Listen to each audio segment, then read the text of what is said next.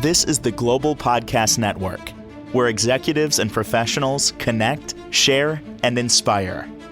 Stay tuned for the conversations that drive success.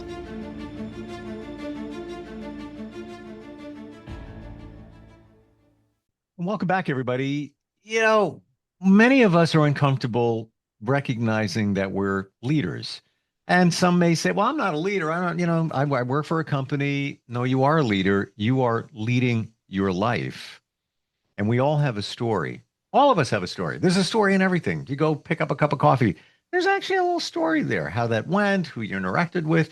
Now, imagine if you could start leading your life and actually write your own story, not have other people write it or have other situations dictate your story. You're the author. We're going to learn how to do that today with intention.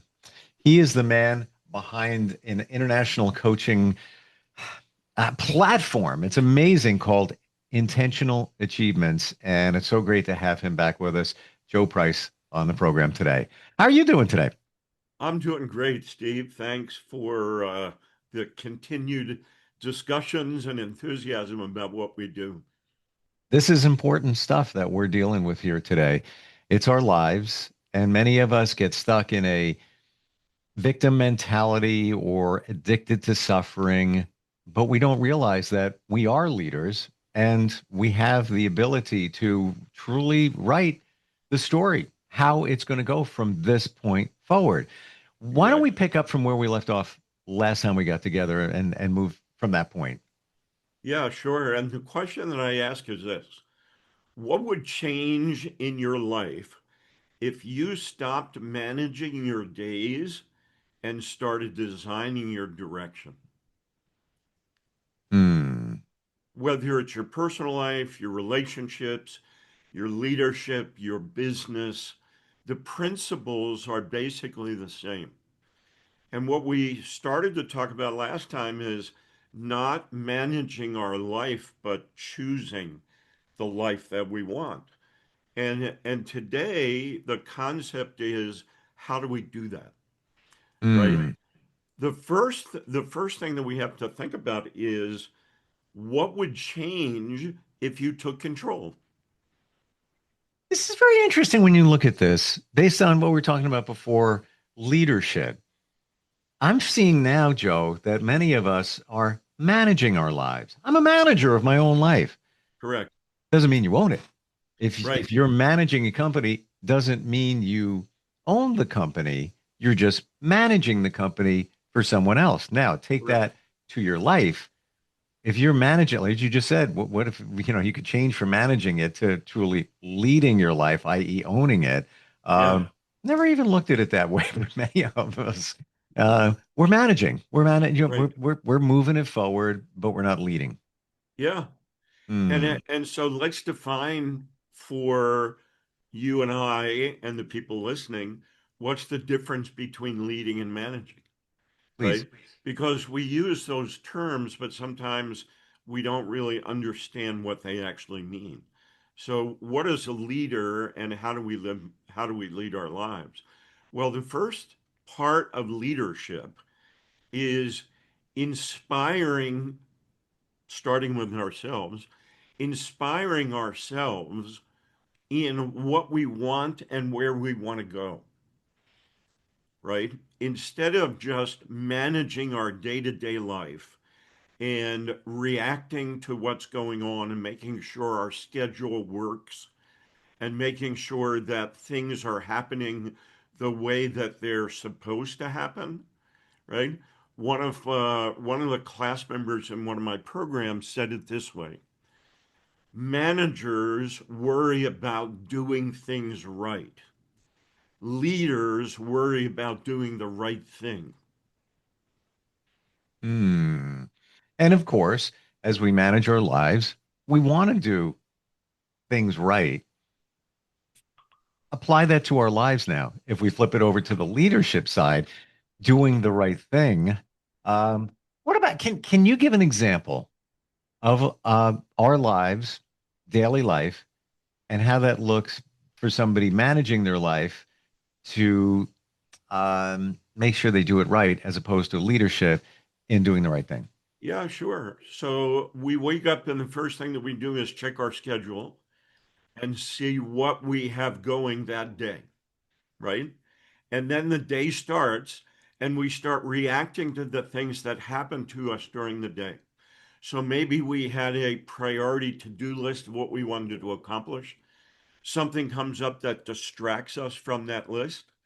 And so instead of thinking about what do I want to accomplish today, what's important for me to do in order to move my life forward, the only thing that we're worried about is getting my schedule done, reacting to the things that are happening, and make sure that everything happens today that's supposed to happen, right? Mhm. Instead of thinking not what's supposed to happen, but what do I want to happen? What are the important things that I'm heading toward? And am I taking steps every day in order to head toward those important things? It's radically different, isn't it? It's the difference again between reacting to life and being intentional, right? Mm. And so the question becomes, how do we really do that?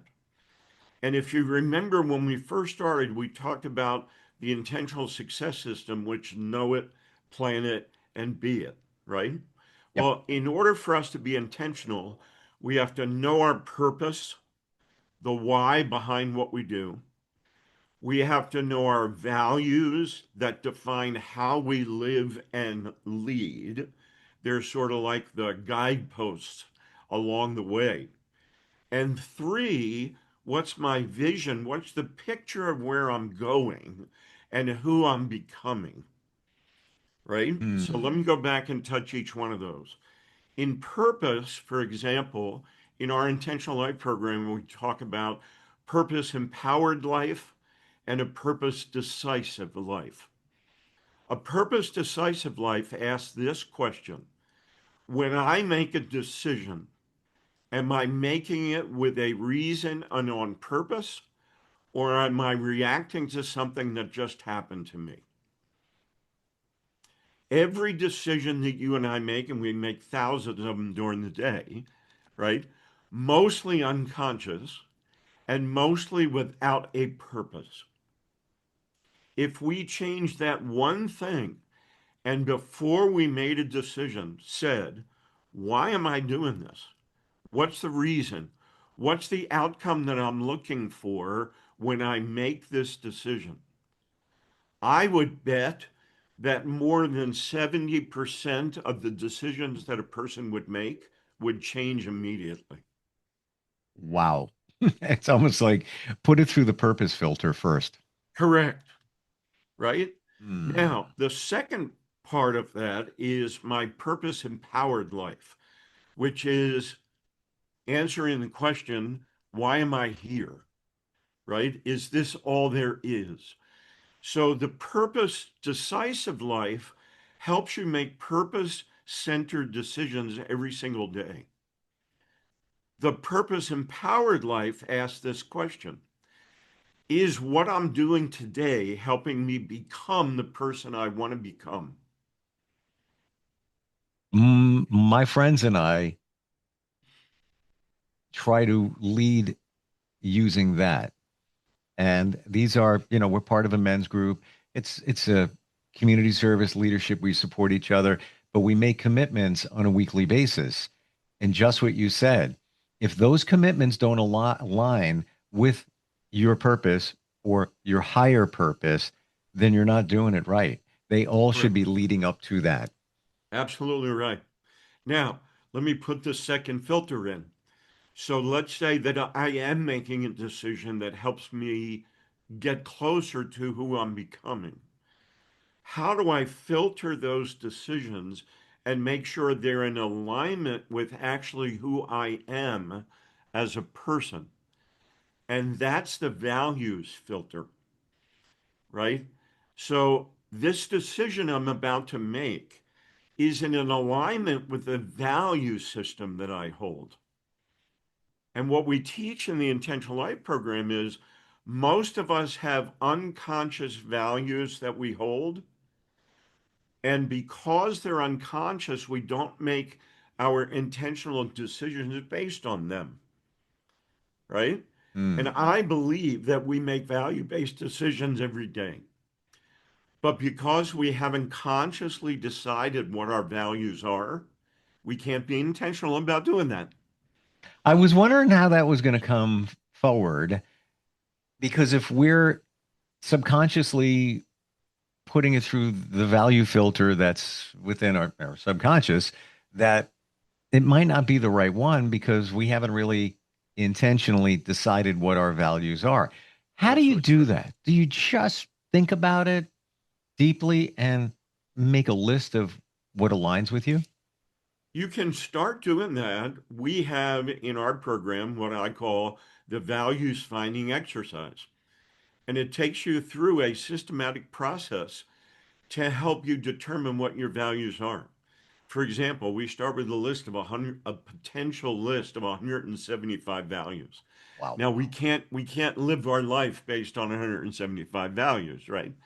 So we ask people to eliminate most of those and come up with a list of 10 that they can relate to and think they align with.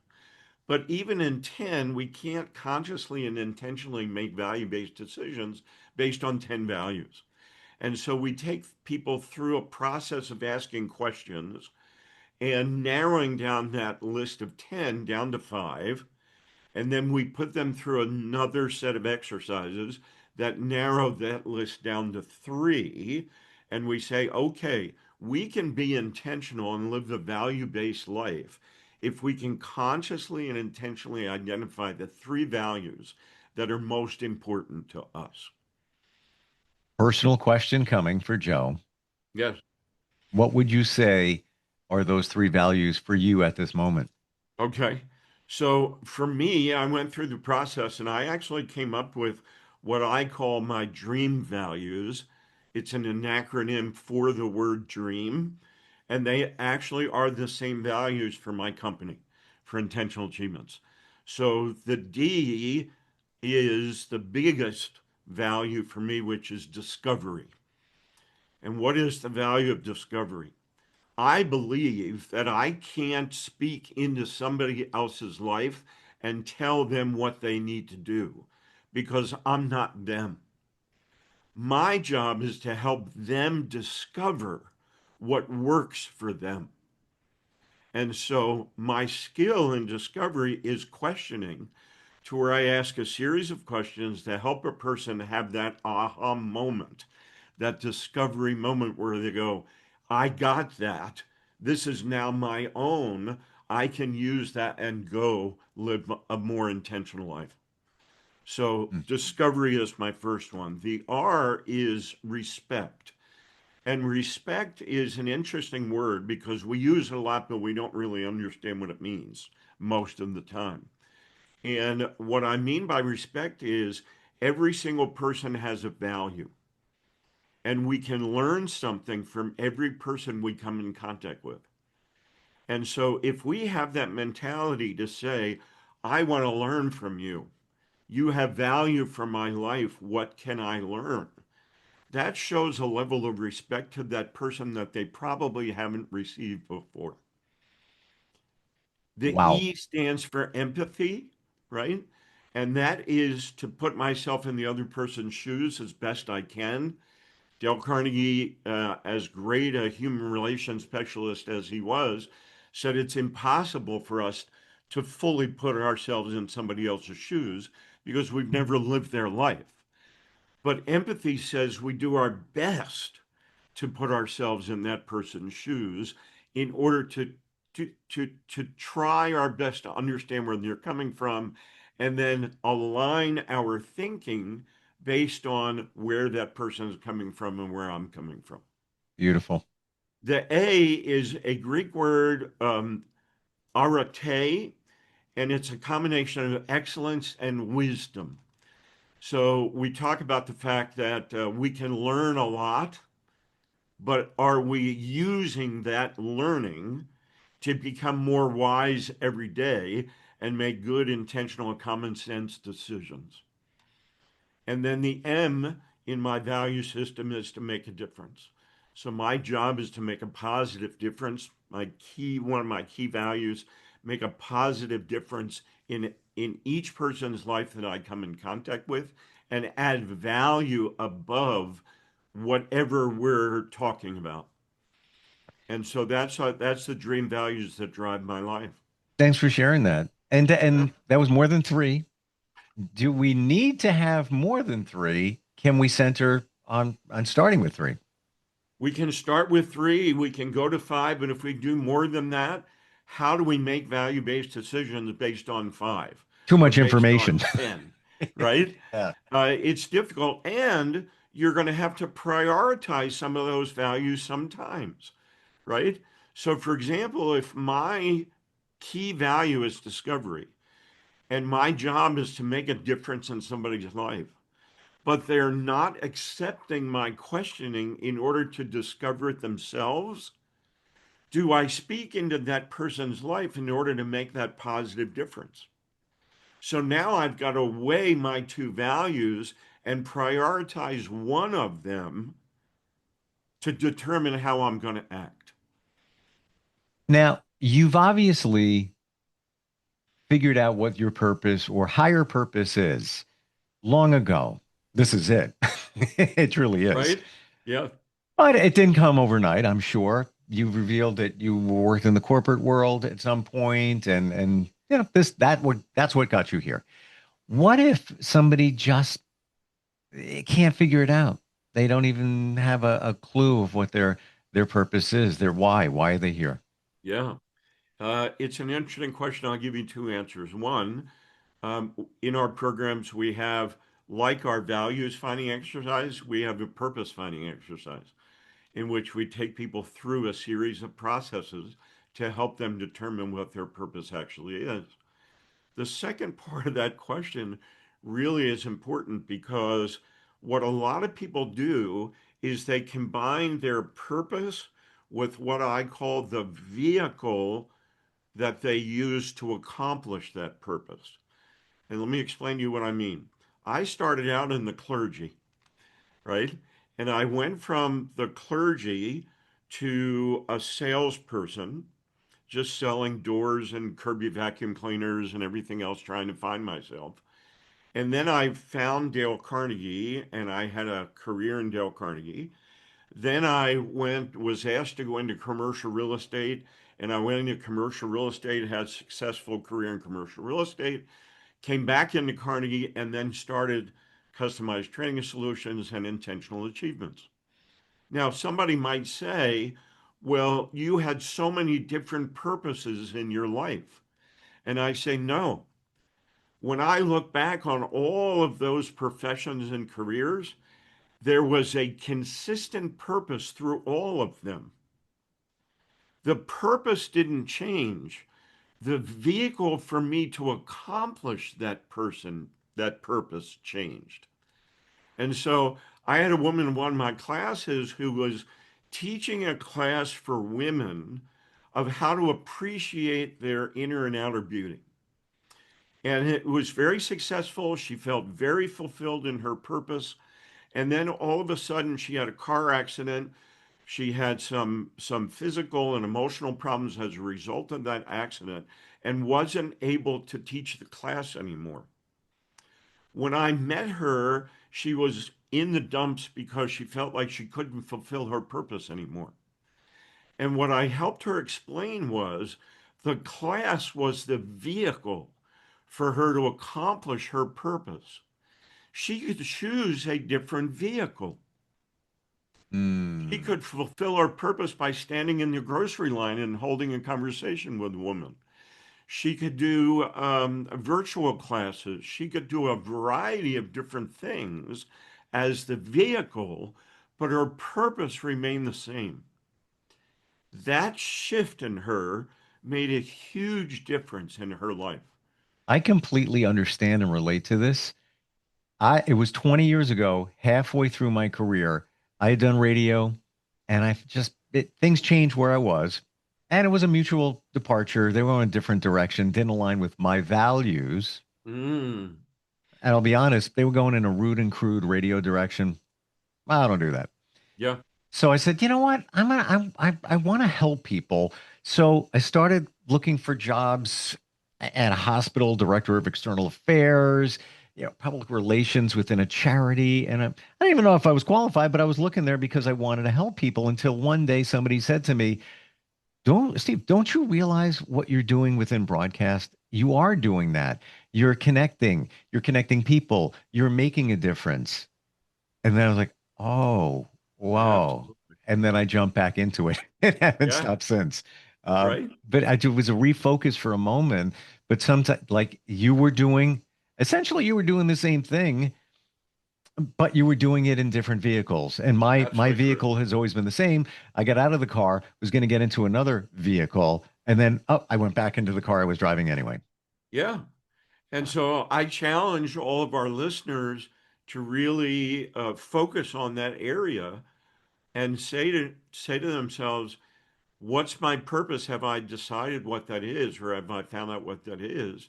And have I too closely aligned that with a particular vehicle?